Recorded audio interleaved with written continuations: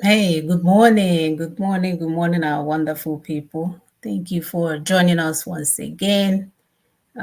Today is the day of the Lord has made, and we will definitely rejoice in it for revealing things to us, for fighting for us while we are sleeping, for making a way where there is no way. For that, we thank Him. So today is February, May the 4th. Okay.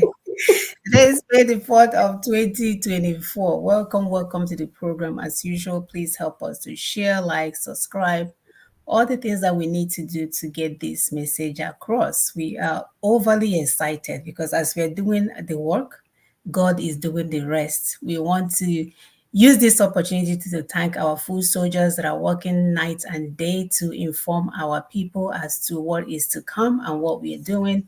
We are eternally grateful because we are working for a future generation. So thank you for the work that you're putting in day and night. You are definitely appreciated and acknowledged. So we ask all of you as a stakeholder to begin to do so in your neighborhood. As you can see, the people that you thought are leading us, they are leading us to damnation. The money their fathers and their fathers' father collected as warrant chiefs is not enough for them. They want to keep collecting. Even when they're weighing 300 pounds, they have Mm, swallowed everybody's resources, assets. They can't breathe, they can't walk. They still want to keep selling because they are buyers. And we mm, are saying we no longer want to be commodities. Oziziela. We don't want to be ahịa akpọsara n'ahịa or product akpọsara n'ahịa. We want to be treated as human beings with dignity. So, and because of time, we'll allow my sister to introduce herself. Oh, my name is Mona Saga. Before she introduced me, she did last week. I forgot to mention my name. She's like, okay, her name is Mona Saga. Okay. Thank you. Okay. Going to Thank help you, my us share. sister. And my name is AP, and I live in Lexington, Kentucky. Like my sister has said, please continue to help us to share and like and subscribe. We are trying to build a new Africa, a new homeland, and a new world. And we are able to do that. So you see, you're part of this work. We can do it, people. We can do it. Can do it. So my sister is trying to pull up first video for you to see what is happening in other places. Because actually, what is happening in our land, how some people came to our land, tried to displace us, put some people there, like you see, northeast, northwest of Nigeria. They will go there, put people in IDP camp, rename the place, give it a new name, give it whatever they want to do, take over, do whatever they do. 1,000 years after, the people will want to come back to their land because you forcefully ejected them out of it. And there's chaos everywhere. And we're saying we don't need this chaos. We need to understand what is happening so that we can fix it. So please continue to share as we play this video, just to open our minds, to think globally, because the world has become a global village. Thank you. Okay, we have to put two microphones on, one for their camera, one for our camera, okay? He doesn't come to Israel much, to the place he fled from 17 years ago. But this week, Musab Hassan Yosef, the son of a senior Hamas official in the West Bank, arrived all the way from the United States, and he's ready and loaded. After October 7, there was no way, not to come and stand with the people. I saw the massacre footage, which, changed my life. My life would never be the same after October 7.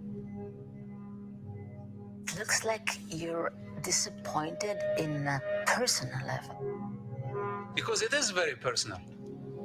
It's very personal. You're very angry. I was very angry, and I'm still angry. For many years, I spared my father. For many years, I gave him justification. I saved his life. And it was a mistake. It was a mistake. It was a mistake. He's insisting in staying in this sick ideology. And you think he has an idea what happened on October 7? I need to take him and stick his head in the blood of the massacre. He may feel for a little bit what happened on October 7th.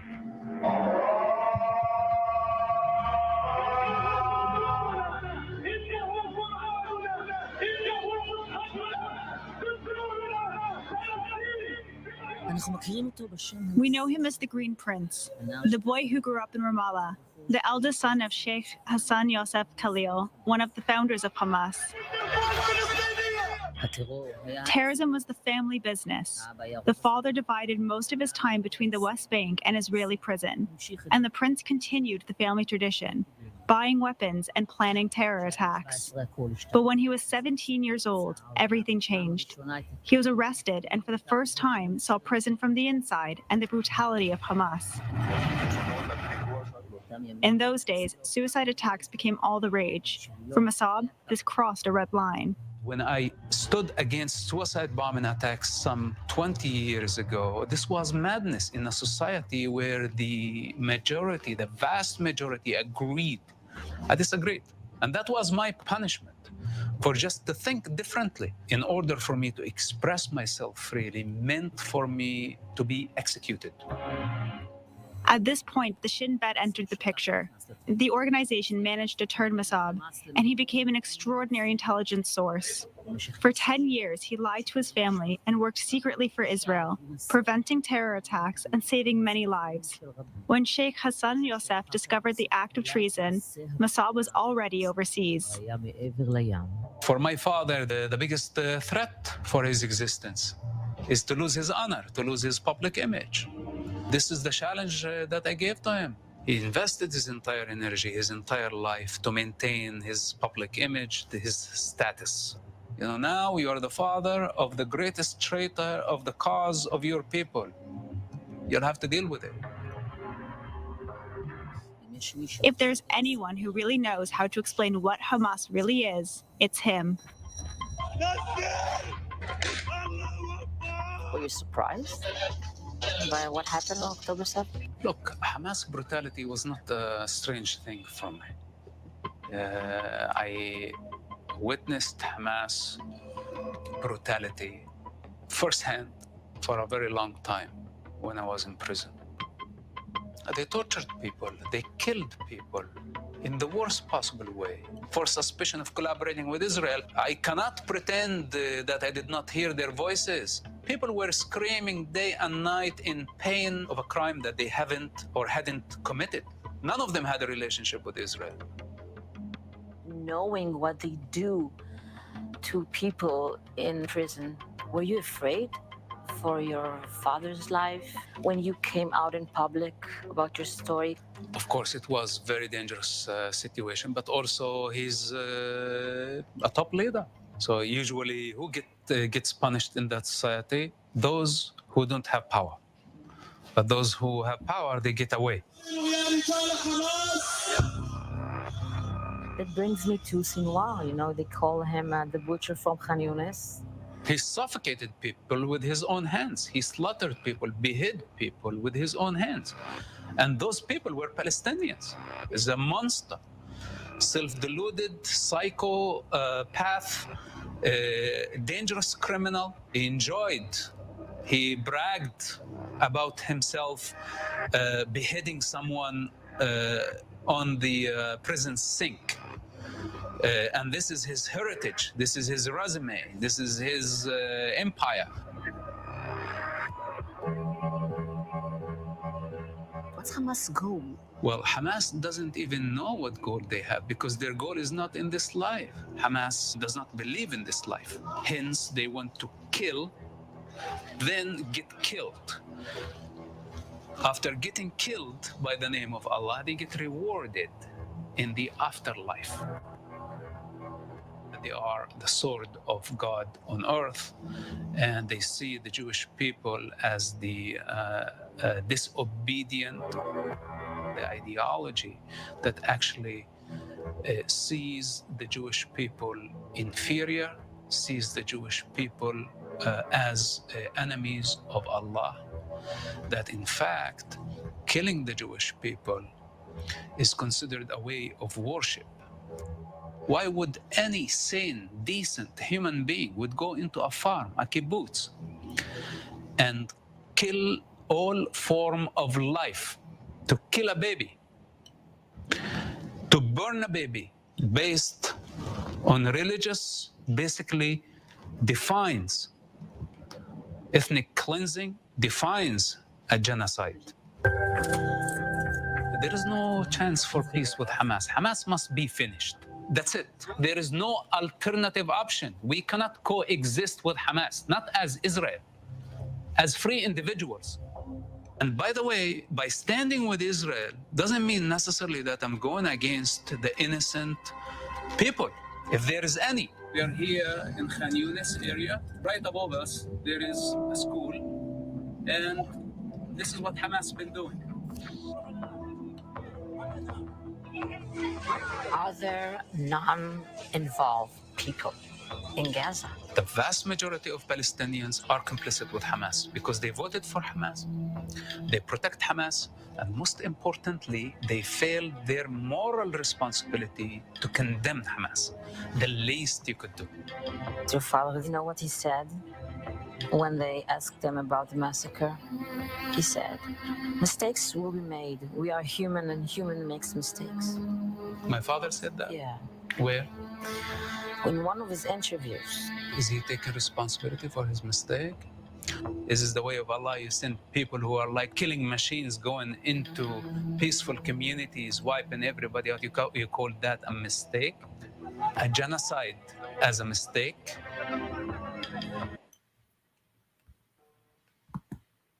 See, people, okay, am I coming out?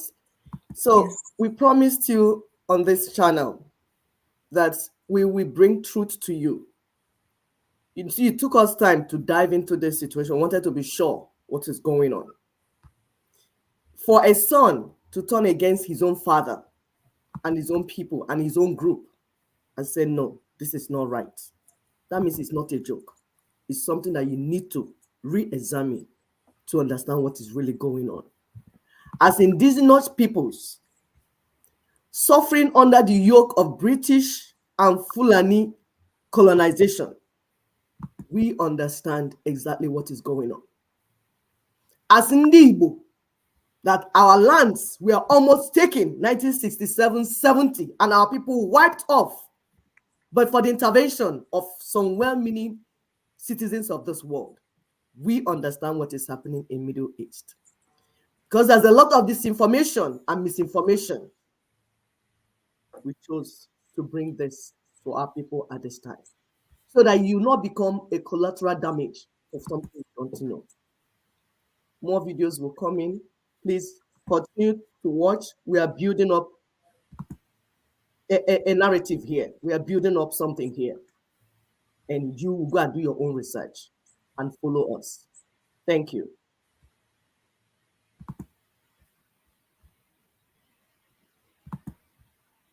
Since World War II, there has not been another tragedy that resembles the scope of the Holocaust in any way, but there are many cases in which the world stands on the side and does not prevent genocide and does not prevent mass murder. It can be Biafra or Cambodia or Rwanda or Sudan. We do not have a date set aside to commemorate what happened in 1967. I think there's no need for that, because you'll be reopening old wounds. It's not the duty of people who are not involved to deny the pain of people who are involved. In Nigeria, there's this big embargo about Biafra. You must never talk about Biafra. We have to move on. You have to forget. You have to just move on. Forget about it. But it's not the duty of people who are not there to forget. Nope. If the people who suffered want to forgive and forget, it's their prerogative, and they can do that at their will. Well, Steve Jobs, has anybody read his autobiography? Yeah, he stopped going to church because he read about the Biafra War. He said, if Christians can do that to people, why should I worship that God? I don't agree with him, but that's his view. He felt so bad about the war. Bernard Kouchner, former French foreign minister, remember him in Kosovo, digging every last bone to understand what happened in Kosovo. But where did he start? He started in Biafra. He was there as a Red Cross volunteer. He resigned from the Red Cross. He said, we can't be impartial in such a situation. He founded Médecins Sans Frontières, MSF, because of the Biafra situation. And that's what Biafra did to him. John Lennon returned his MBE to the Queen because of the Biafra war. as a protest against violence and war, especially Britain's involvement in Biafra, which most of the British public aren't aware of, because all the press, TV and radios slant all the news from Biafra. All the stuff I learned on Biafra from journalists, off-the-cuff folks, is a different story, and I began to be ashamed of being British. And I'm a patriotic nationalist, if the truth were out, and Yoko can vouch for that. I'm always fighting about what Britain invented, radar, and what all the different things we've done. But every day I just began to worry a bit more about it, and I was going to send the MBE back anyway. I could have done it privately, so the press would have found out anyway. You would have been here a week later instead, less impact. Jimi Hendrix was playing concerts to raise money for the children in Biafra. He was raising money to feed people like me. I would have died if those flights hadn't come in. 3,170 flights in 3 years that came in with all the food we wanted because there was no way to feed Biafra. And of course, part of the war strategy was to starve and kill everybody. Akanu Ibiam, he had all the awards from here, CBE, MBE, everything, right up to the knighthood. He returned all of that to the Queen because of the war. If you came away from some of the earlier tragedies of the Biafran War and some of the wars in Africa and the AIDS things I photographed, there wasn't enough darkness. The next piece is also by Alex Baranovsky. It's called Biafra, and this was actually written for a documentary which just came out at the beginning of this year. The documentary is called McCullin, and it's about the very famous war photographer Don McCullin, who traveled around the world over the last 30, 40 years, taking the most extraordinary photographs, mostly of war-torn areas. And Biafra was a former province near to Nigeria, where they had a most horrendous civil war in the 1960s. And there was a particular colony, a children's colony, which had been abandoned, and thousands of children were left there to die. And Don McCullin arrived at this place in Biafra to find all these children there. And the children thought that he had come to save them. But the truth was he was there as a photographer. He'd come to take photos. You know, I'd walk into a school in Biafra and I would see 800 children dying. And as soon as they saw the white men coming, you could see they thought there was some hope at the end of the tunnel. And what did I bring them? I brought them 2 Nikon cameras around my neck. And I saw these children dropping down and dying in front of me. And you know, we live in a world now where the media isn't that particularly interested in the real tragedy in our lives. You feel that? I'm convinced it is. And it was something that he just never really got over, never really recovered from. And Alex wrote this particular piece based on that, and it's in the film, which is the most extraordinary documentary. I would urge any of you to go and see it. It's just out, and it has picked up 2 BAFTA nominations, in fact, just recently. So this is Biafra by Alex Baranovsky.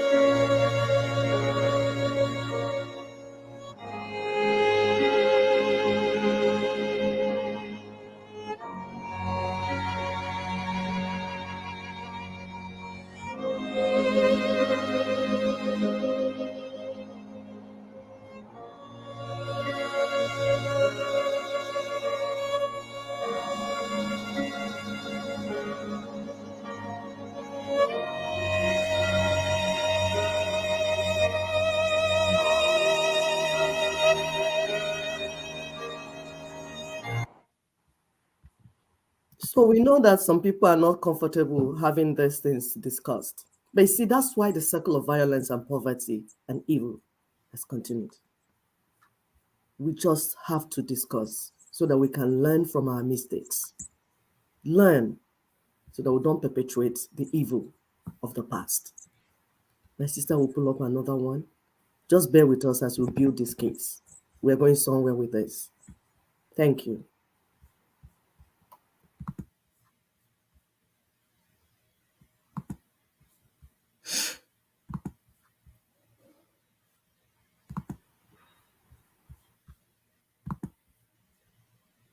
I'm extremely disappointed at David Umahi. Those are the kinds of statements I don't expect to hear from a senior government official. And, he's a man I tend to respect, because he's a hardworking individual. And, he knows his onions when it comes to engineering and Ministry of Works and roads constructions and things like that. So I have a lot of respect for him. But particularly, I felt offended by that statement because I've said it on this program severally. I detest the dog whistling of an entire ethnic group in Nigeria. And let's call a spade what it is. It's becoming one too many that we want to consistently and continuously scapegoat the Igbo ethnic tribe in Nigeria, and it's unacceptable. It is unacceptable because there is a history of violence targeted at that group since 1953 in our country. Listen, Caesar, a meeting was held in Lagos, not necessarily a meeting, in Parliament. Anthony Nahoro moved a motion for the independence of Nigeria. The North opposed that motion, and at the train station, when they were going back to their constituency, they met a crowd that was essentially mocking them. They got back to the North. Chief Akintola led a tour across the North, to campaign essentially for the independence, to rally the North in support of Nigerian independence. Guess what happened after that?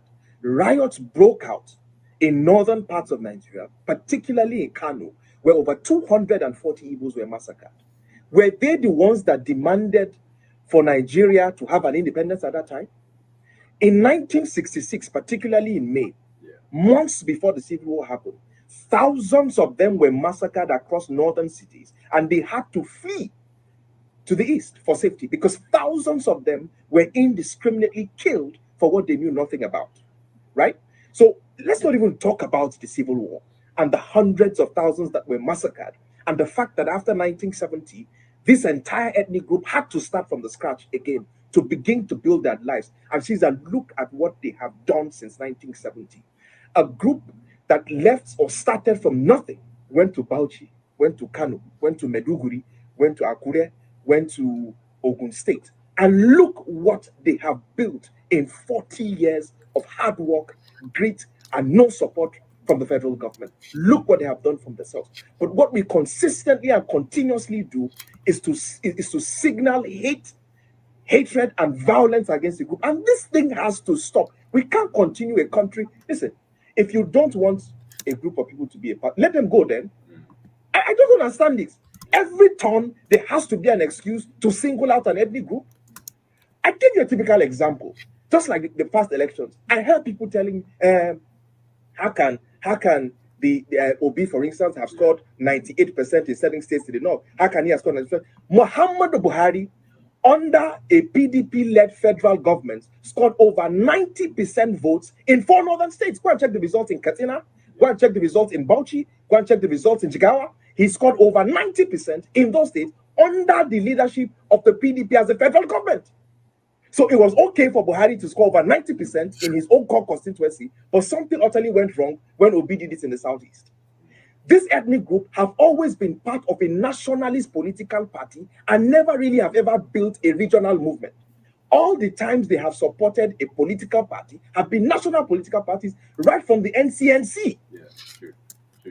They have a stakeholder in the PDP. They don't have a regional party in the sense that we had ACN in the southwest, in the sense that they had AMPP in the north. They did not have the behemoth of a regional political party. So where is all this hate coming from? Where is all this hate coming from? They tell you now, for instance, that they have a rabid mob who are harassing people on the internet because their candidate lost. We have very short memories. In 2011, a candidate lost in this country and over 800 people were massacred in violence in the north. I so know this because I personally saved 11 core members and were hidden in my father's hotel in Kano. So what are we saying? 800 people were massacred because of the ambition of somebody in this country. And suddenly we are losing our minds because we are saying people are insulting you online and they're a rabid mob. Let us stop this. Let us stop this ethnic dog whistling. Let us stop this ethnic baiting. And this thing should not continue. We are one people, one country.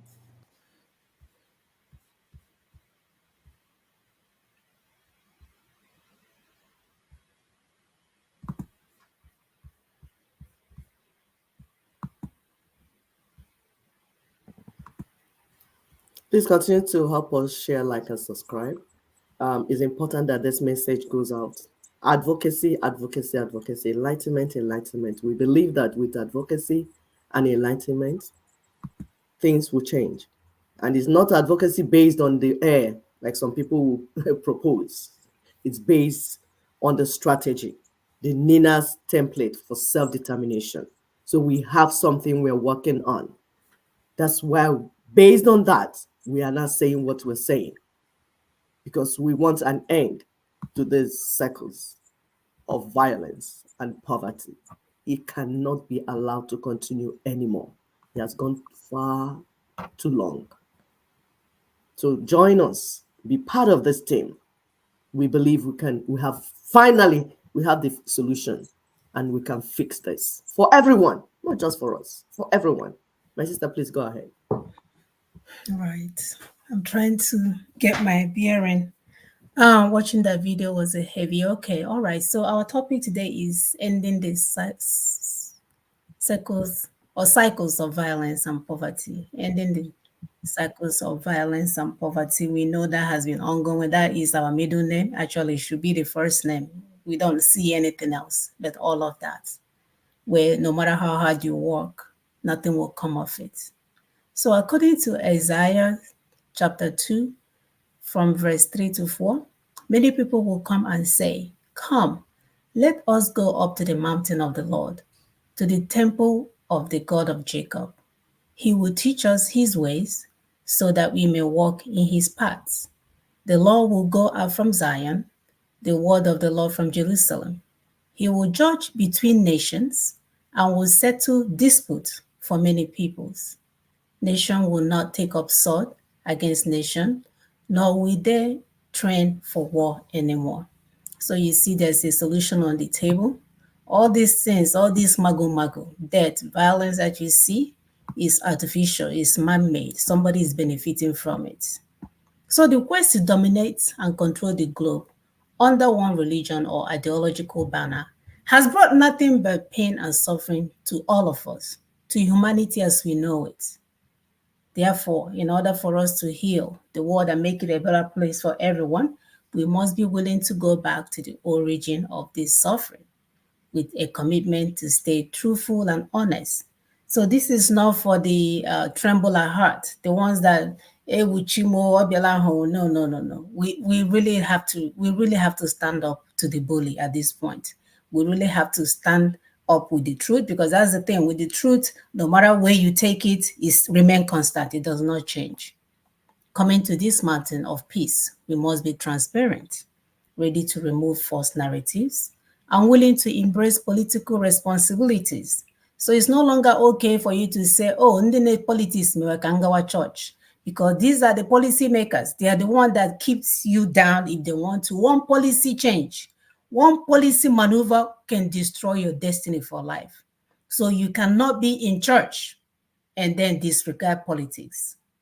Government authorities must make a commitment to serve humanity in general and all the people in particular.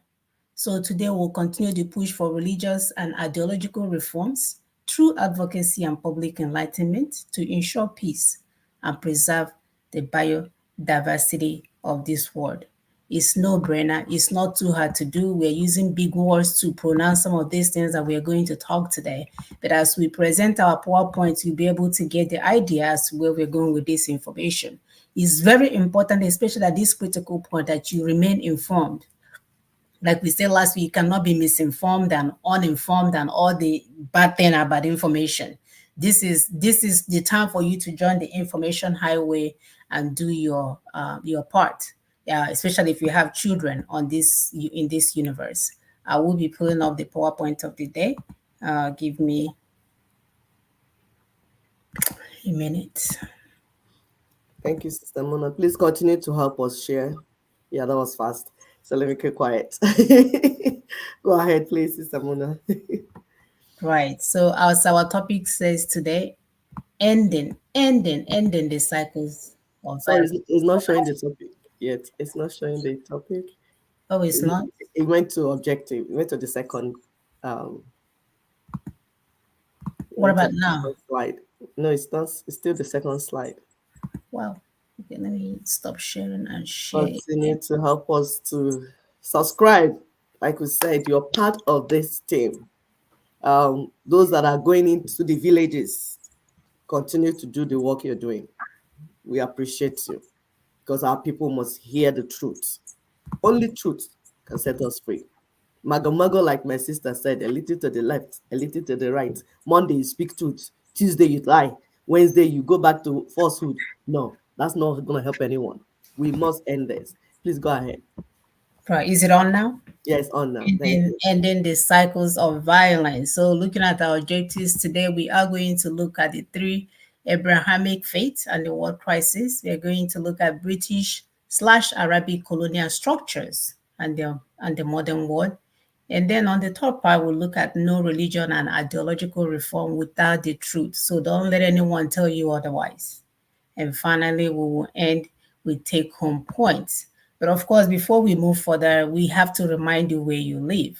When these people came and declared their victory charter that they have taken over our land, that their king and the savior has given them over Nigeria to rule, they came out on TV, on the national platform, to make the declaration to all of our hearings. And our people were they didn't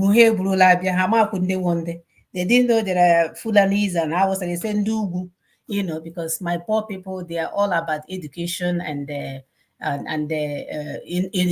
entrepreneurship. They don't know anything about politics.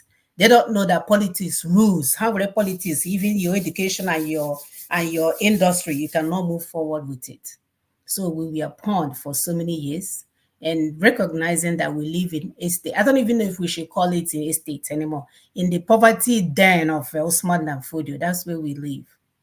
Until we begin to understand that and appreciate that, we'll never move forward to where we need to go. So I will allow my sister to take over. Thank you so much. So we still want to get to the roots. We want to go from the known to the unknown, because we have history books. Yeah, some people call even Bible history books. Some people, so we know some people maneuvered stuff and all that. But by the time you bring about 2, 3, 4 history books, you'll be able to see which one is consistent and what story follows. So the 3 Abrahamic faith and world crisis. Is there any correlation? What is going on? You see, we are just beginning. Told that whenever we come here, we might not bring everything in just this 1 hour, 30 minutes. We just want to make you to begin to think. Then you go and research and get more information for yourself and your people, because it's very important. So Abraham, father of faith and father of many nations. We know that 3 major religions in this, our present world, came from him and his descendants. We have Judaism, we have Christianity, we have Islam. So what's the quarrel then? Why are we fighting? Where are people being killed? Is it not to worship God? How is it that worshiping God will bring the death of people and massacre of people? Let's try and see whether what is going on, hanky-panky, or what is going on. Let's find out.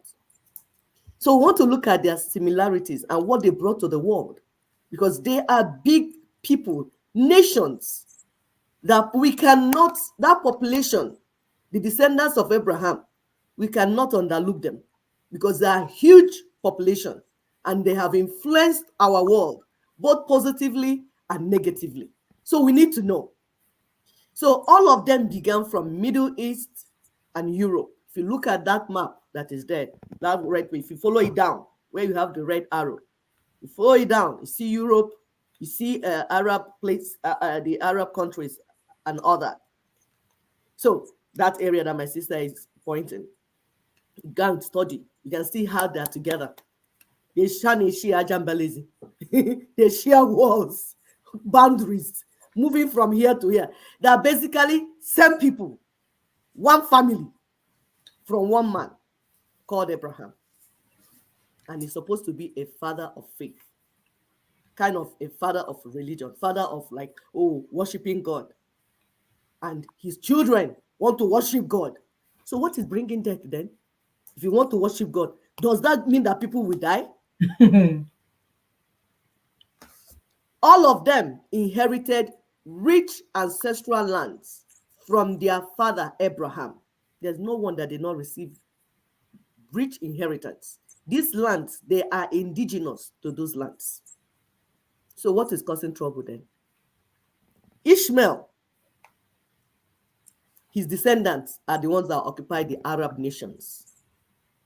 The so-called princes, the Arab princes, they have rich lands full of crude oil and minerals. If people travel there, Dubai, UAE, whatever, Saudi Arabia, that's where people are now going to. Yes, they have it. They inherited it. Esau, we know that most European nations descended from him. The colonialists, the ones that go about stealing people's resources and massacring them and calling it Commonwealth. Isaac, then Jacob, because the covenant, there's a covenant that Abraham has with God. That covenant, in my culture, we call it Ofo. We have it in Igbo land also, where the father will hand over to the son, the grandfather to the father, to the son and grandchildren and all that. Sometimes it might not be the first son. It's different from being first son. So we have similar culture. So we understand how Jacob inherited from Isaac. Isaac inherited from Abraham. Then Jacob inherited from Isaac. And then Judah, holding the scepter, inherited from Jacob. So they are now in that land called State of Israel. And where you have Jerusalem, they have their heritage tied to the land.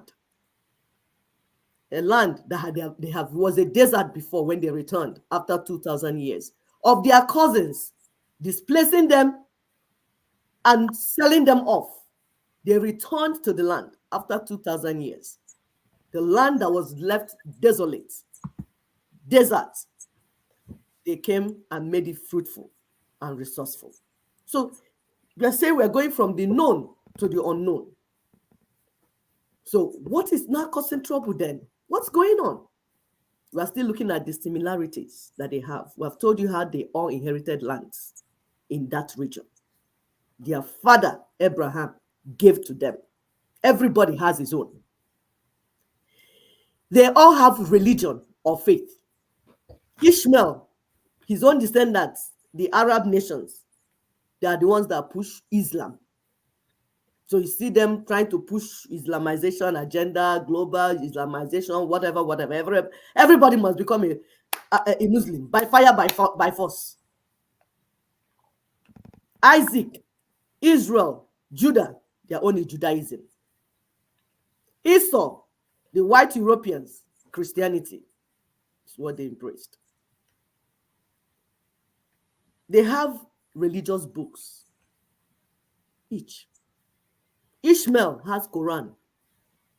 Isaac, Judah, Israel, they have Torah, or the Old Testament we have in the Bible. Then the descendants of Esau, European Christians, the Church of Rome, basically. Their own is more of New Testament because one, Paul,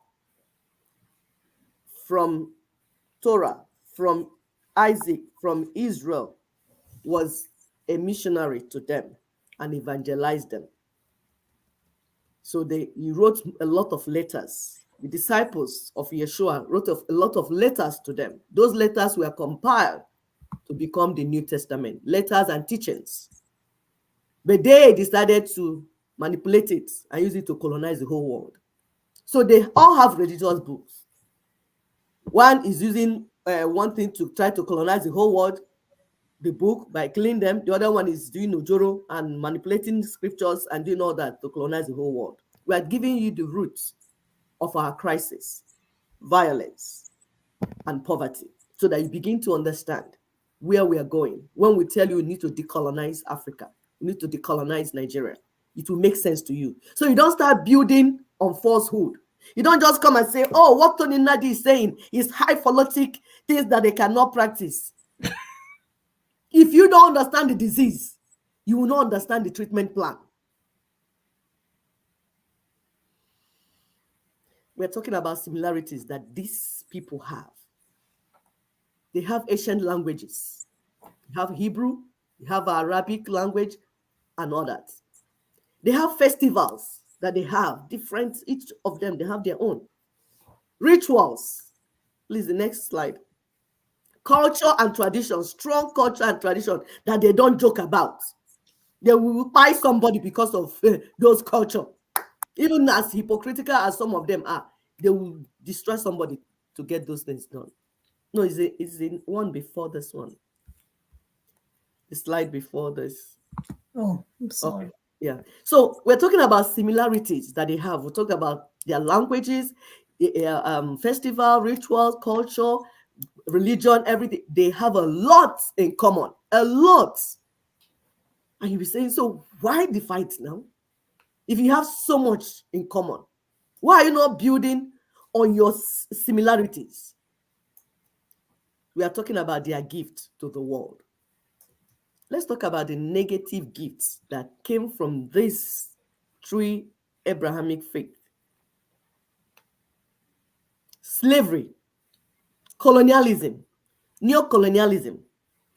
Of course, we told you in this show how Arabs and Ishmaelites were selling their cousins, the Israel, just like they sold their brother Joseph. They even sold Africans also. Most of the slavery business, the beginning of it, the selling of Africans, black Africans, it was the Arab people that sold them to the Europeans.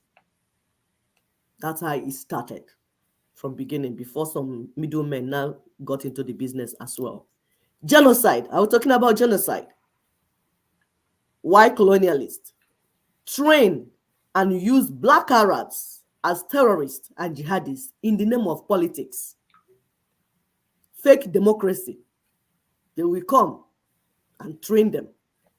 They say, there's Boko Haram here. Oh, they say, no, you don't know what is causing it. Hey, how did it come? Ordinary people that were carrying, ordinary headers that were carrying sticks, all of a sudden they started carrying AK-47. You did not ask yourself who is sponsoring them. How did they get it? How did it happen? How did the transformation happen? Somebody is sponsoring them. You see helicopter landing strange places, dropping arms and ammunition. Who is producing them? Check those ammunition. They have signatures. We've done this. We have interviewed our sister here, Ndidi, a retired police officer from London, of all the studies she did to see some of the people sponsoring this massacre in some quarters.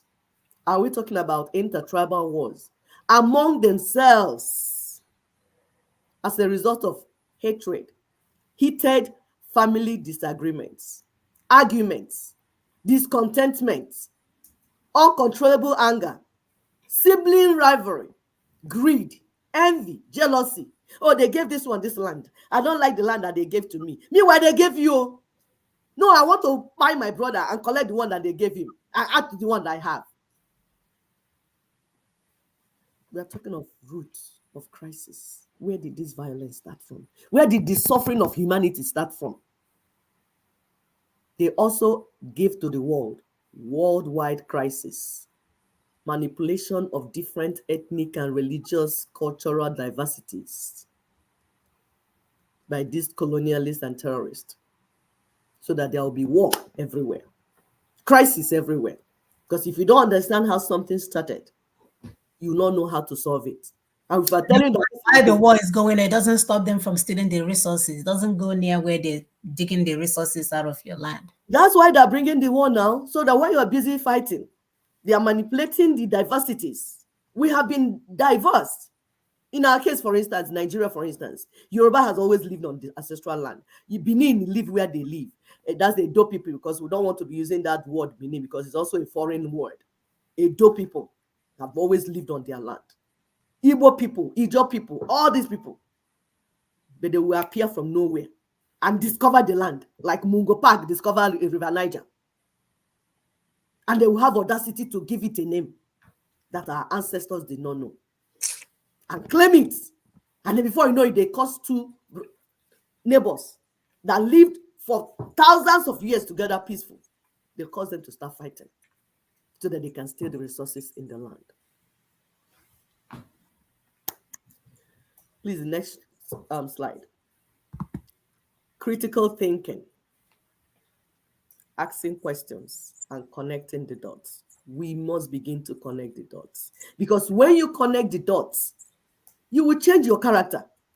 You will not have any reason to go on social media and be quarreling anybody based on religion or based on religious sect or whatever it is that you think you want to worship. If it's God you want to worship him privately now in your room.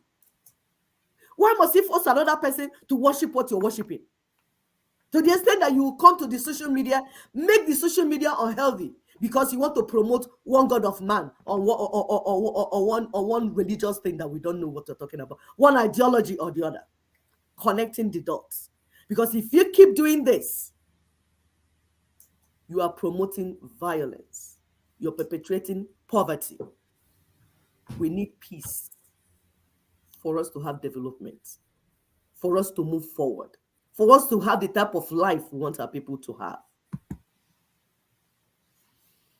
If these people, these three people, these groups of people are family members, why then are we allowing their family issue to cause world crisis? Please continue to help us to hit the like button, please. How did this begin? Are we being manipulated? Are you thinking along how we are thinking? Are we being manipulated? Why couldn't they draw strength from their similarities and improve on their differences? Is that not common sense? Why the chaos? Why couldn't these family members accept as live together as brothers and cousins? They came from one man. Why can't they just stay peacefully? Why are they causing confusion everywhere in the whole world? Who is using their few differences to cause chaos and mayhem all over the world? Who is doing it? Who is gaining from this madness? We need to begin to ask questions and think critically. Why can't adults learn to debunk lies with truth, knowledge, and wisdom? Why are we adults? Being adult means that your frontal lobe has developed and your executive function is on top. So why are we allowing ourselves to be pushed around? Why? When we know that we can solve this problem. Please do not watch alone. Help others by sharing to get them informed. It's so important to get them informed. Have we been duped? Ask yourself. Have we been duped? Has the entire world been duped by a few? What is really going on? So before you jump into any fight again, before you start carrying placard, support this one, free this one, do this one, go first and do your due diligence to understand what is going on. So you don't add fuel inside fire that is burning out of ignorance or disinformation. I'll allow my sister to go on. Thank you. Absolutely. We have to do our due diligence because this work is waiting for it's waiting for you. So it's not that one that you go to work and you clock in every 12 hours and get your dollar and somebody else is doing it and you're clapping and praising him and calling him names. That's not the work. The work is waiting for you because as you're sleeping, your brothers are telling us, as you're sleeping, they are so ever ready to go and beg Fulanese for forgiveness. When we have been men misaligned, destroyed, we have been forced to leave our ancestral land. These Warren Chief descendants that have been eating money, they're still eating. So it's no longer okay for you to say, because as you wait, some people are so ready to sell everything. Before they were selling some of the things, now they're ready to put everything on the table. So let's look at the British Arabic colonial structures and the modern world. This is so important because if you don't understand what is going on, you will be so happy to go from King's College Onitsha with brilliant children. You'll be so happy to go to Colorado for a white man to give you a placard so that you tell yourself you're doing well. It's about time that we begin to see ourselves as equals and not wait for anyone with blonde hair, blue eye to make you feel any kind of way. Or for you to take picture and think, oh, if they're my friend, then I'll become somebody. To them, you are nobody and you will remain nobody. Colonialism is a parasitic relationship. So we know that the colonial structures and the modern world civilization are incompatible. Colonial structures do not allow democracy to reign. They don't. Neither did they allow justice, equity, or fairness. These are the things that were intentionally put in place to cause division and chaos among ethnic communities and indigenous nations. We see it everywhere. Their children are speaking about it. We have enough information now for us to be making informed decisions.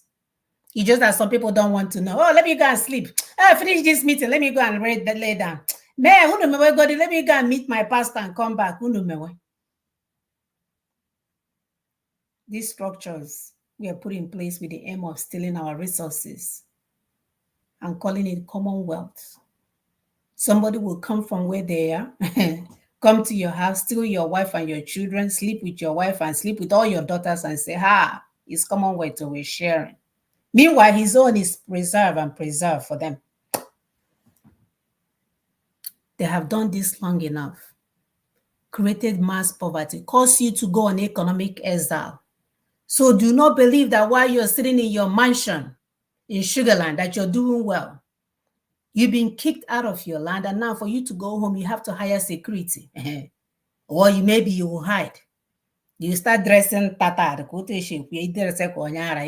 they will not see you in that car that you want to show off. Turned you into the lowest class citizen in the world. No respect for any Black person in the whole world because you and me are not willing to do the work. They put these structures in place so they can perpetuate mass murder because that's what they do. And then once they kill us, guess what? Their sisters and brothers will develop NGO and show up to come and rescue the poor, hungry African children. They will never ask who did this. Who caused the African children to be hungry? No, it's not their job.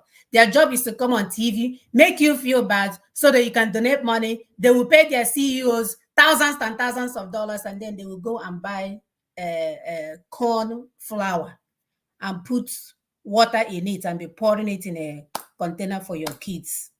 And you'll be thanking God for what the white men have done for you.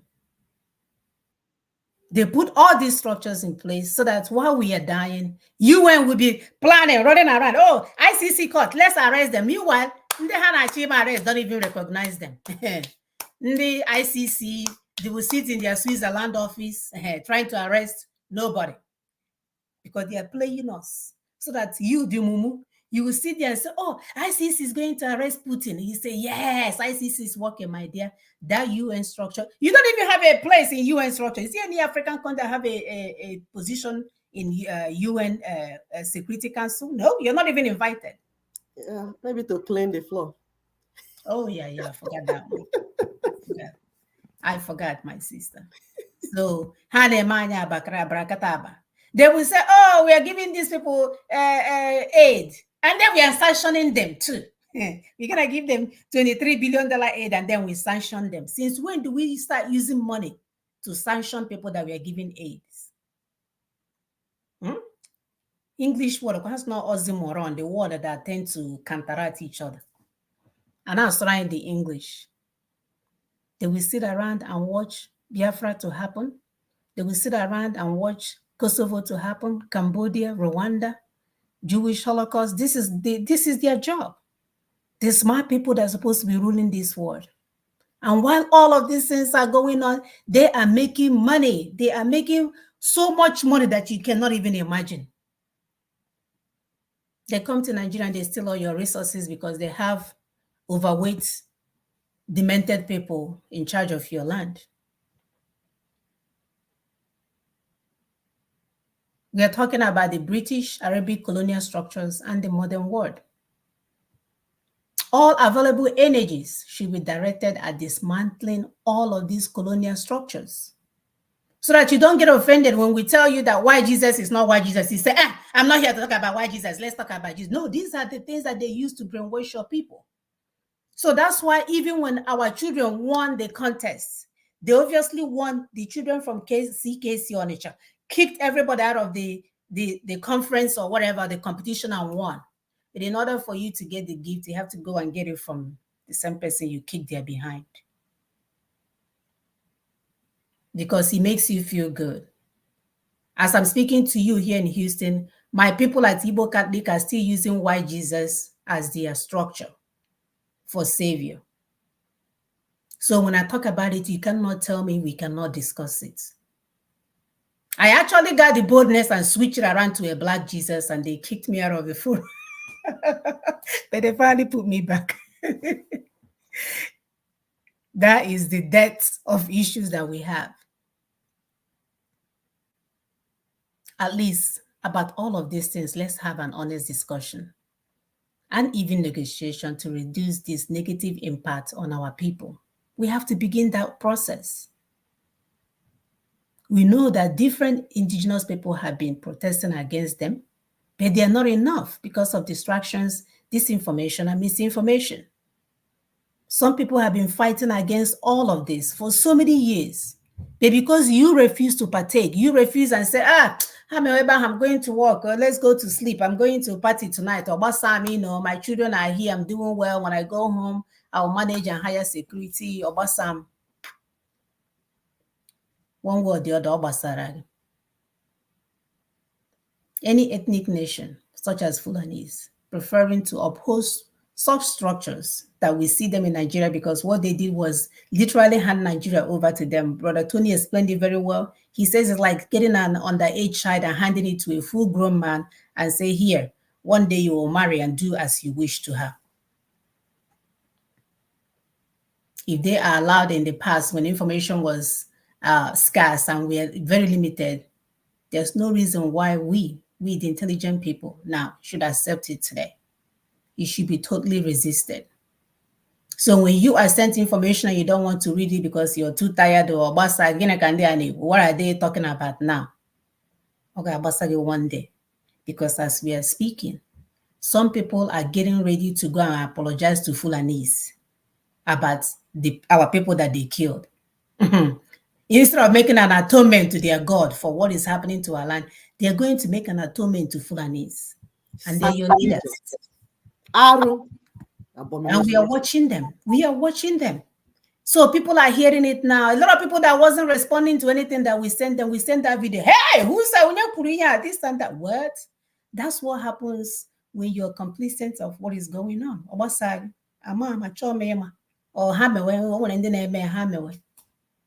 You wake up one day, the likes of Iwanyamu or Joseph Kano, and all the children descendants of colonial warrant chiefs, they will sell you all out.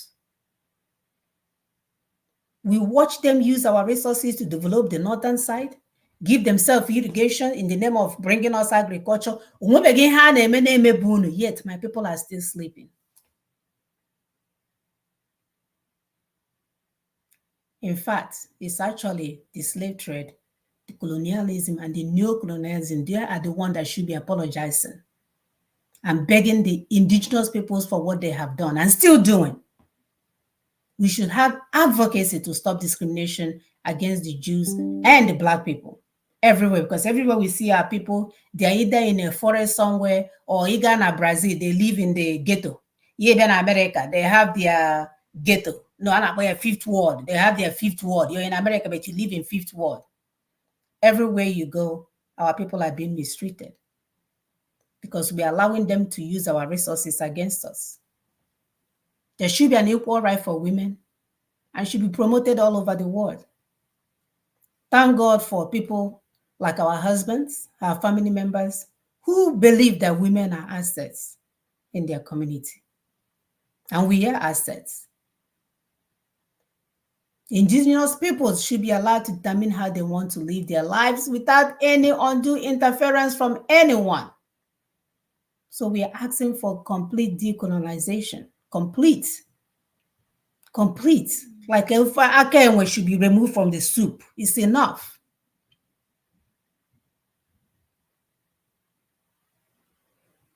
Everyone originally came from somewhere, which is your indigenous land. The only person that we know that didn't come from anywhere are the marauding Fulanese looking for who to kill and destroy. Our ancestral lands, every one of them have some type of resources. So why are we greedy? Why are we envious? Why are we jealous? Why are we stealing? Where is there chaos everywhere when the good Lord has given us enough for everyone?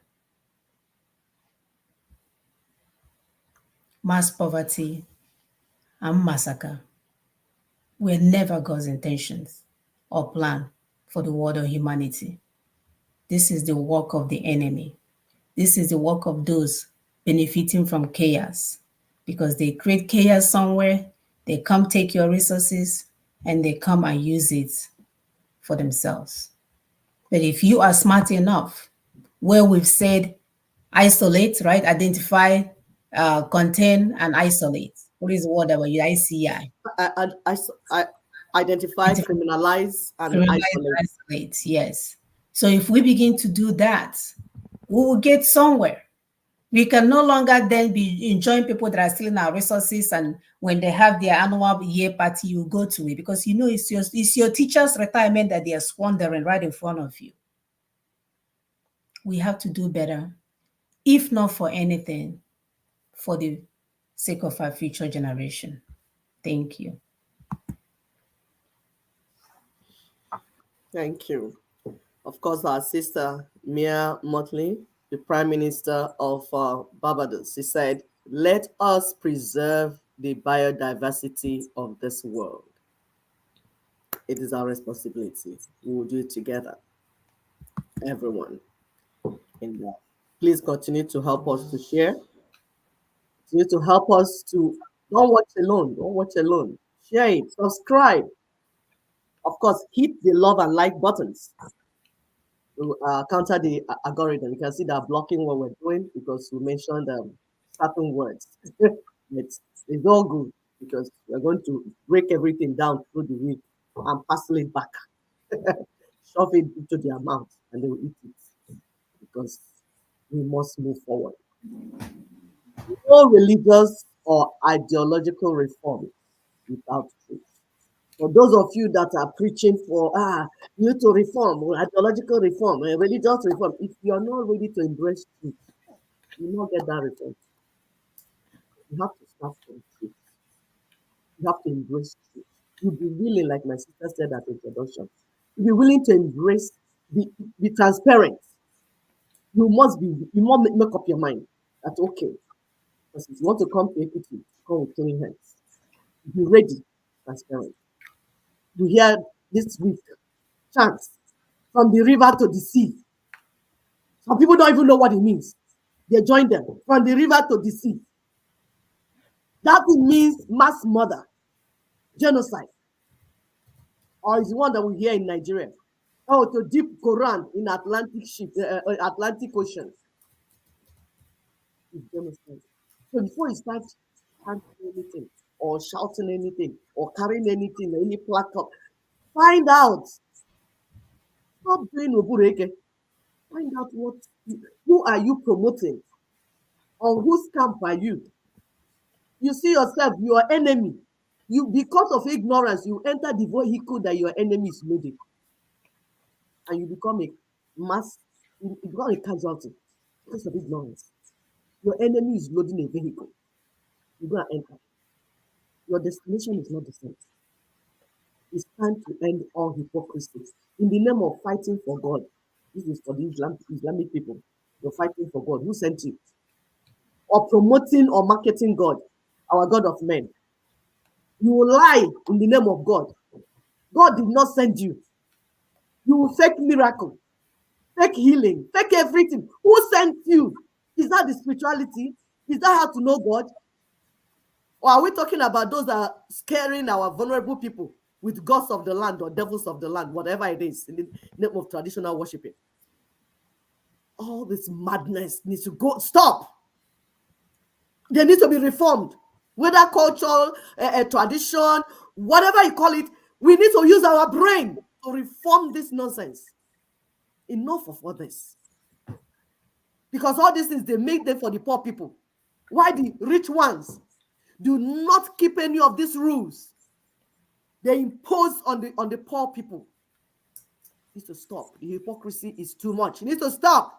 That's not how to build a civilized society, a modern society, because we are telling you that we are building a modern society, a modern world, a world where there's justice, equity, and fairness for all, not for some people, not for white, not for black only, not for Arab only, for everyone. Because we are able to do it. We have brain in our head, not water. It's not pap that is inside brain. You. We are able to do this. Make the world a better place. We are able to. We have enough resources to do this. We must begin to look at historical, religious facts and begin to honestly reform them. Shying away from these facts will show irresponsibility. If you are a responsible adult, you must be willing to say yes. We need to really reform these things. We need to look into these things. Cultures and traditions are meant for people, meant for humans, not humans for culture. Any culture that is not serving us, or any religion that is not serving us, it should be done away with or reformed. We are human beings, for crying out loud. What is wrong with us? Are we goats? Why is it that simple things that are difficult for people to understand? And they'll be speaking English with their beard and bushy hair in the name of a professor. Stop deceiving our children, because our youths are ready to think critically. It's only you old men and women, some. You see them coming out to do presentations and you say, what is wrong with this one? If your brain is not functional and you can't think critically, can you get out of the way so that our children that can reason very well can come on stage so that we'll go where we're going? Enough of all this. It's time to begin to change our education system and curriculum. We need to reverse the indoctrination of our children and future generations. Odgozian is enough. Enough. Trust and peace has to be built on undiluted truth and political responsibility, like my sister said earlier.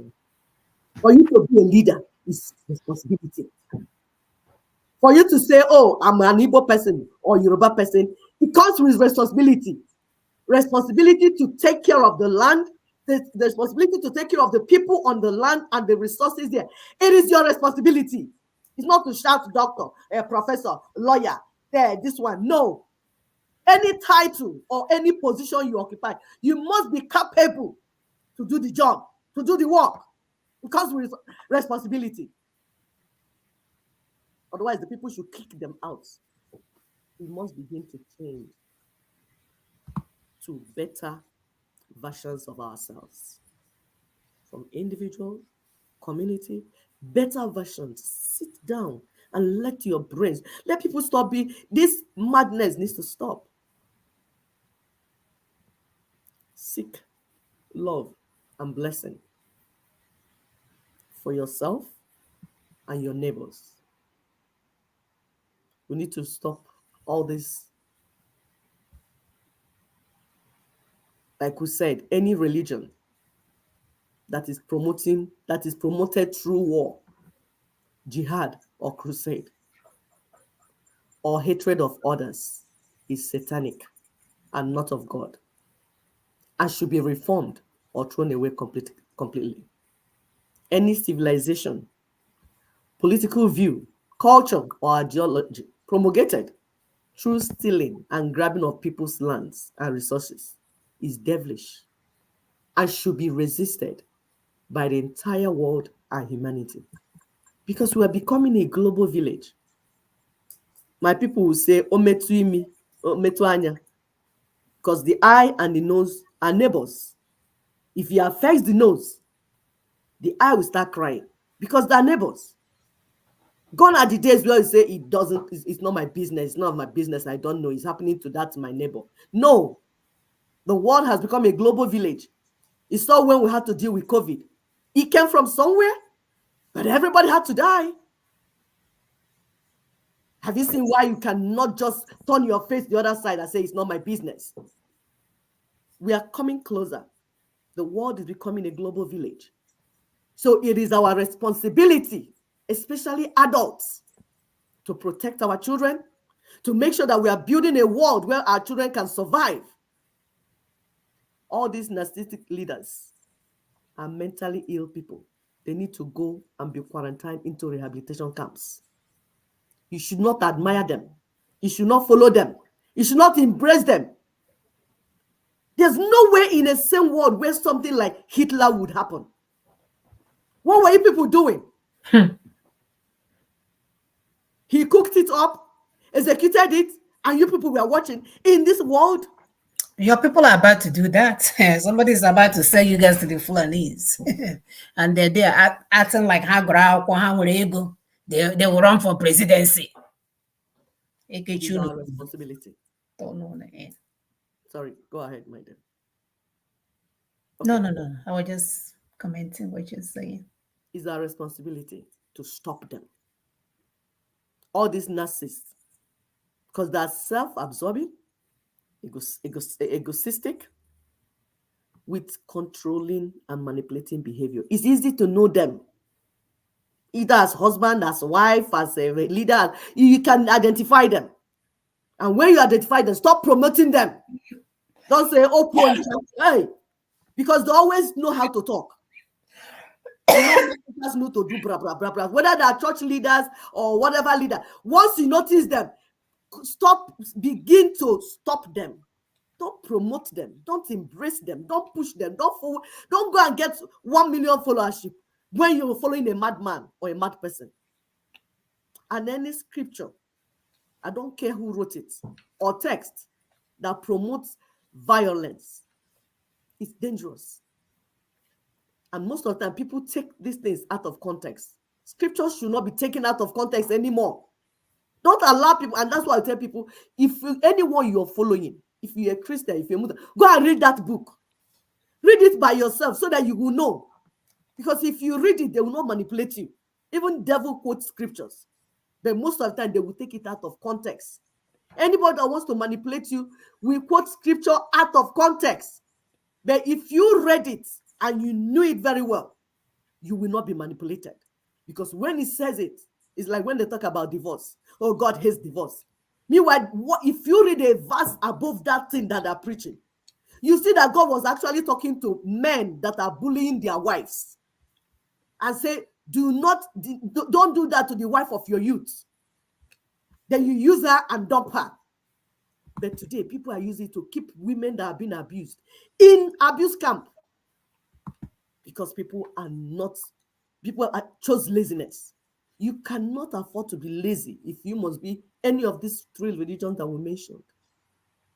You must study the book so that you will know it. And when they start manipulating you with them, you say, no. I've told people, say anything that does not make sense. If somebody come and preach it for you and it doesn't make sense, don't embrace it. It's not from God. People who are still reading and studying or believing this type of text, the one that will tell to pie people, they should not be part of this present day humanity and present day world that we are trying to build. It's time to begin to change our way of reasoning, the way we think, the way we look at issues. Because it's only when you do that, it will be easier for you to understand certain things that we're saying. Like Ninas will always say, for you to embrace self-determination, go and study the template put on the table. Don't go and start judging something that you never studied. That's beer parlor discussion, and we don't want that anymore. We must talk to our people, go and study the solution that is on the table. Then we know to see the options. Then we go for the superior arguments. We're not saying that people should not talk. They talk from place of information, not place of ignorance. Ignorance is not an opinion. Enough. Thank you. Yep. Have you learned anything? Have you learned something today? Sorry, dear. Go ahead. Have you learned something today? Have you learned something new today? Please write in the comment section and share with the people. I'll leave my sister to give us take-home points. Sorry. Yes, we have learned plenty of information today. So let's look at that take-home point. So Nina is saying that everyone needs to dress back to their ancestral lands, stop hopping around looking for lands to grab or causing confusion everywhere. This is the only way we're going to isolate the marauders, the ones who came to steal and destroy, the one who thought they have taken the victory charter of taking over our ancestral space. We are also saying there's no need for inter-ethnic crisis or rancor. So unnecessary. Because at this point, at this juncture, these people know that they don't have any place to dress back to. So if you do what Nina's, and that's the thing that we want to ask people to do, look at the template on the table, because we're not going to tell you one is in my handbag and the other one is in Equi's lipstick and the other one is in the other toilet. This thing is on ninas.org, ninasvoice.org. You, the professor, the one that wants to go and write papers and books for our people when you don't know the history. Nah, we are begging you guys. Stop using English language and the power of writing papers to deceive our people. Can we go and get informed? Can we get the right information? Because it's deadly for you to write a whole book based on falsehood.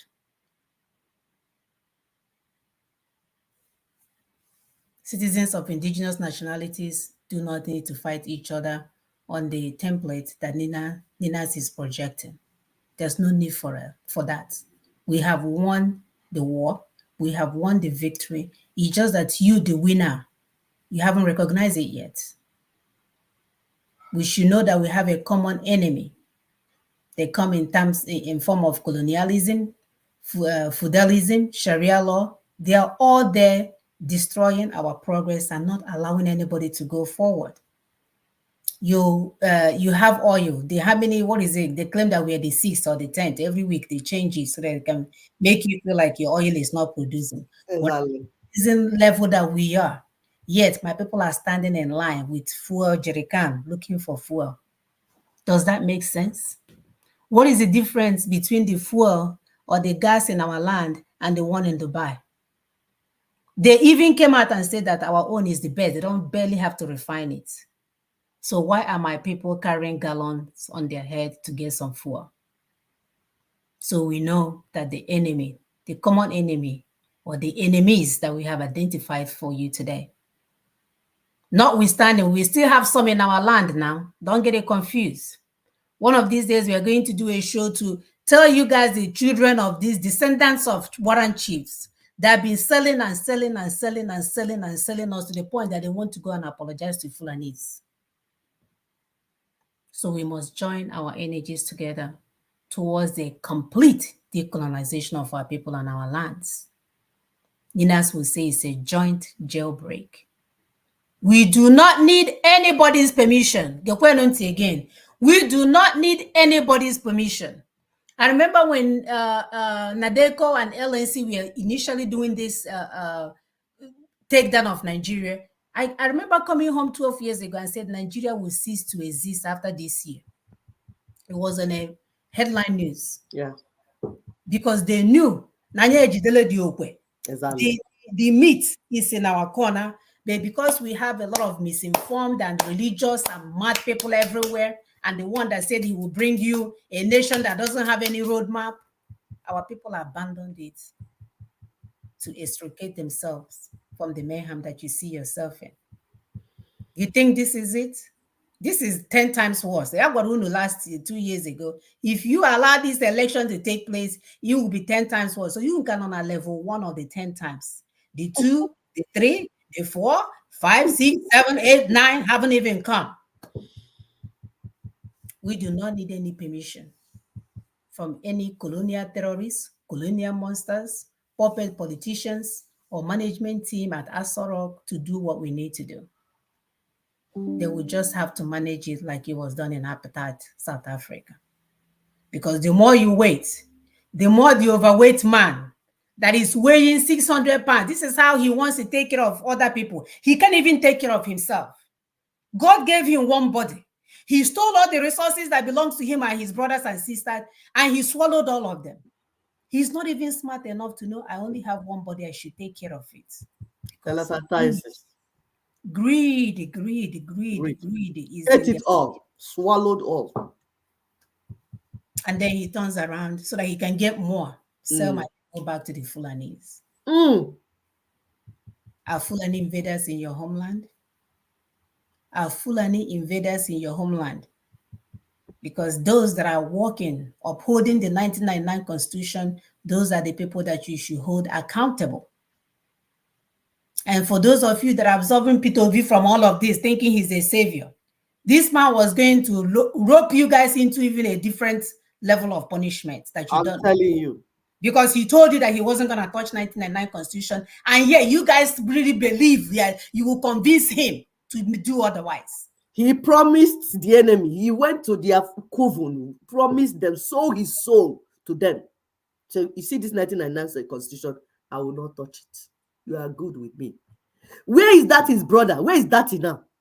Now that all the things that happened, where is that his partner that he was going with before? My people, have you seen what you said? Your enemy will be loading vehicle. You will carry Uburu Ekegi, go and enter inside. Let me not start you again. This is 2 points. Why their eyes are on justice and their nose in their private parts. He will come out and tell you, it's like football game. Go home. You don't lose. Just go home. You see where is that where president, vice president anyway? You be there eating the one that he stole now. When they finish and when he's you tired. see where? There he must have built one mansion for himself and he'll hide inside there with the next generation, with his grandchildren. The governors, your political leaders, they are the willing tools, because like we told you, they are willing to enforce. When we say that the people in our land, our brothers and sisters, Brother Tony will say is the renegades, the ones that are there to take us down, the ones that are there to answer professor and under this constitution. They are the willing tools that enforce the illegitimate 1999 Constitution that puts the guns in the hands of those that are supposed to be carrying sticks. Now they're carrying AK-47. And this is just the beginning. If you guys don't do what you're supposed to do, like I said, you're just on level 1 of the punishment that is coming your way, and you're crying. I will allow my sister to finish up. So I was just giving you take-home points. My sister said, it's very simple and straightforward. Process. for Federation of Nigeria. For those that are insisting, they want this one Nigeria. Okay. A federation is a union of constitutions. So you do not just walk to the market and buy one constitution and say this is Federal Republic of Nigeria. Happens. There's a process. For proper federation of Nigeria, this is the right way to bring it about. Step 1, just as was done before independence, ethnic nations in their formations, in their blocks, not ethnic nation like you find some Igbo youths drinking palm wine at Oshodi. You say that is ethnic nation. No. Ethnic nations in their formations, in their ancestral land. If you see any Igbo person that is in Jigawa, claiming Jigawa, tell the person, nah, go to your own ancestral land. This one is my own. So ethnic nations in their formations of their choice would first make their regional constitutions. You make constitution from ground to up. So from down for federation, step 1, you make it, they go and make their constitutions in their formations. Step 2, regional referendums for ethnic nations to vote to either recommit to the Union of Nigeria or to go for something else. It is their right. 2007 United Nations Indigenous Peoples' Right, Declaration of Indigenous Peoples' Right says to, if they vote to recommit to the Union, there will be negotiations on how that union will be. Then a federating constitution will be made. That's the step. Don't jump in. Don't bring your ignorance and you think that because you grew too much beard and your hair is too much bushy, then the more bushy your hair is, the more brain inside is inside it. No. We are not intimidated anymore by the bushy head of professors or people that call themselves veterans or whatever they call themselves. We are not intimidated. That's that statement from hell. Statement. We are not intimidated. The thickness of your glass does not, your eyeglass does not even intimidate us. Trump will say you're dumb. I can see through your glasses. Exactly. Oh my goodness. So Abuja is gone. You said it was going to happen. You jinxed it. Abuja is gone. We must now choose between Aburi and Araba. You did it by yourself. So that's what we're saying. 1999 Constitution is a fraud. Tell it to everybody that cares to listen. It's a fraud. Aburi is confederation. Araba is dissolution. The choice is out for our people, and they will make that choice. We have given you 5 points agenda. We will not go through it now because of time. You're already used to it. We'll just display it and you see it, and we'll show you all the things that have been done. 1, 2, 3, 4. From the step from down, we are going up. So where we are now is transition. We are not anarchists. We are not saying there will be vacuum. Those in your Aso Rock would say, stay there and be paying salaries, managing the house, while we go and renegotiate how we want to live going forward. How difficult is this? It was done in South Africa, 1990. CODESA did it. How is it difficult? Don't allow anybody to bamboozle you, because we are not waiting for them. We are moving on with this template. We have found the solution and we are moving on. And for those of you that are jumping around with criminals that call themselves freedom fighter, we have warned you. We have warned you. Enter the vehicle that is going. Follow who know road. Make you no fall for gutter. Announcement. I'll leave for my sister, please. Right. So it's the usual announcement, the spotlight on our ancestors, the videos are still there. I saw someone actually send a message on it. That was heartwarming. So thank you for learning something. Our sister is online through her. She's writing on a weekly basis to give you more information on what you need to know. So if you want that information, if you want to be on that highway of information, please join her on a weekly basis. Of course, Tuesday is our Tuesday. Every day is our Twitter day, by the way, but Tuesday is the most important day. It's Twitter Tuesday. Join us and ask for transition now. We stand with Ninas, and Ninas is right. And to learn more, for you to understand the so-called professors, the dumb professors that are writing books and you don't know the history, please go on ninasvoice.org so you can learn. You can also go to our website. We have a YouTube page. We have a Facebook page. We have all the pages that you need to get this information going. And of course, we cannot end without reminding you guys that we must insist on transition now. That is what is holding up, because as long as we wait, the man that weighs 700 pounds will sell you so you can swallow the rest of the village. So we cannot afford to wait.